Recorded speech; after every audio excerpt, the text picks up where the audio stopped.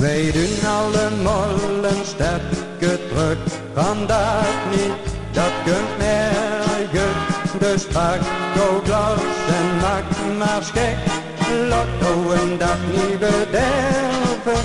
De nergen leeft, de nergen zorgt, dus Lotte nou. Een nostalgisch nummer.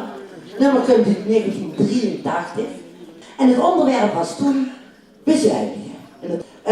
Hein Dekkers en het nummer geschreven. De volley van de vocalgroep Joy, vanavond even het Mozart-Joodschipjes koer, die zingen mooi mee op dit nummer. Harmonie ondersteunt dat op een geweldige manier.